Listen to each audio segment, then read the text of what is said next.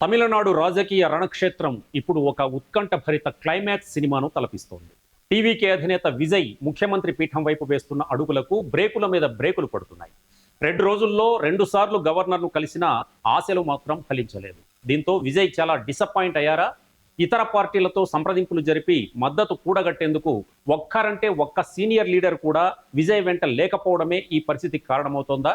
అంటే ఎస్ అనే అంటున్నారు చాలా మంది రాజకీయ విశ్లేషకులు. మరోవైపు ప్రమాణ స్వీకారానికి ముందే సీఎం కాన్వాయ్ని విజయ్ తిరస్కరించడం చర్చనీయాంశంగానూ మారింది. అసలు తమిళనాట ఏం జరుగుతోంది? తమిళనాడులో అసెంబ్లీ ఎన్నికల ఫలితాలు వెలువడిన నాటి నుంచి రాజకీయ పరిణామాలు ఉత్కంఠ రేపుతున్నాయి. గంటకు ఇక్కడ అంచనాలు వేగంగా మారిపోతున్నాయి.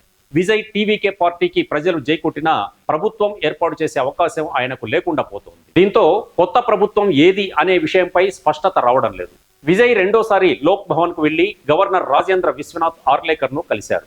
తనకే ప్రభుత్వం ఏర్పాటు చేసే అవకాశం ఇవ్వాలని మరోసారి కోరారు. అయితే విజయ్ అభ్యర్థనకు గవర్నర్ నో చెప్పారు. ఇందుకు సంబంధించి రాజ్భవన్ వర్గాలు కీలక ప్రకటన కూడా విడుదల చేశాయి. ప్రస్తుతం విజయ్ వద్ద తగిన సంఖ్యాబలం లేదని, మెజారిటీ నిరూపణకు స్పష్టమైన ఆధారాలతో రావాలని గవర్నర్ సూచించారు. 118 మంది ఎమ్మెల్యేల మద్దతు ఉంటేనే ప్రభుత్వం ఏర్పాటుకు ఆహ్వానిస్తామని ఆయన తేల్చి చెప్పారు.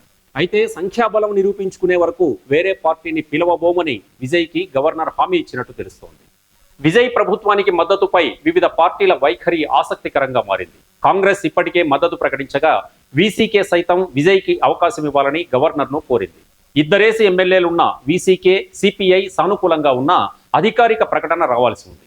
అటు డిఎంకే కూడా తొలుత విజయ్కే అవకాశం ఇవ్వాలనే అభిప్రాయాన్ని వ్యక్తం చేయడం గమనార్హం.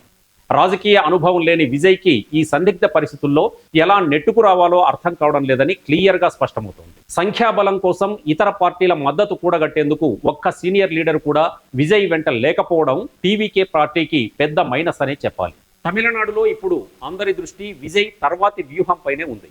టీవీకే అధినేత తమ పార్టీ నాయకులను పంపి చిన్న పార్టీల మద్దతు కోరే ప్రయత్నం చేస్తుండడం శుభ పరిణామమే.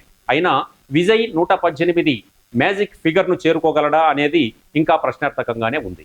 పూర్తి మెజారిటీని సాధించి విజయ్ ముఖ్యమంత్రిగా ప్రమాణం చేస్తారా, లేక తమిళ రాజకీయం మరిన్ని మలుపులు తిరుగుతుందా అనేది మరికొన్ని రోజుల్లో తేలనుంది. మరోవైపు విజయ్ ప్రభుత్వం ఎలా పనిచేస్తుందో 6 నెలల పాటు గమనిస్తామని, ఆ తర్వాతే తమ వ్యూహాన్ని ప్రకటిస్తామని స్టాలిన్ వెల్లడించారు. కొత్త ప్రభుత్వం అమలు చేసే పథకాలు, ప్రజలకు ఇచ్చిన హామీల అమలుపై డిఎంకే నిశితంగా దృష్టి సారించబోతోంది. ముఖ్యంగా డిఎంకే హయాంలో ప్రవేశపెట్టిన పాఠశాల విద్యార్థుల ఉచిత బ్రేక్ఫాస్ట్ స్కీమ్, మహిళలకు నెలకు 1000 రూపాయల ఆర్థిక సాయం వంటి పథకాలను విజయ్ ప్రభుత్వం కొనసాగించాలని స్టాలిన్ కోరుతున్నారు.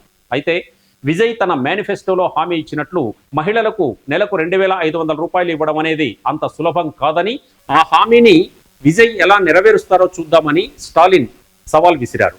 ఒకవేళ 6 నెలల్లోపు విజయ్ తన హామీలను అమలు చేయడంలో విఫలమైతే డిఎంకే నెక్స్ట్ ఎలాంటి స్టెప్ వేయబోతుందన్నది ఇప్పుడు అందరి మధ్యలో మెదులుతున్న ప్రశ్న. మొదటి నుంచి రాజకీయాల్లో తనకంటూ ఒక ప్రత్యేక శైలిని కలిగి ఉన్నారు విజయ్.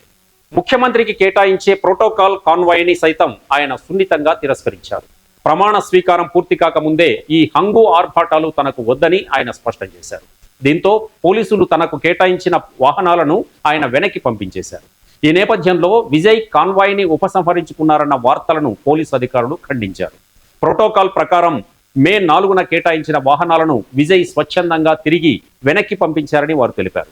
గవర్నర్ దగ్గరకు వెళ్లేటప్పుడు కూడా విజయ్ సొంత వాహనాన్నే వాడారు. ప్రస్తుతం ఆయన నివాసం వద్ద మాత్రం పోలీసు అధికారులు భద్రతను కొనసాగిస్తున్నారు.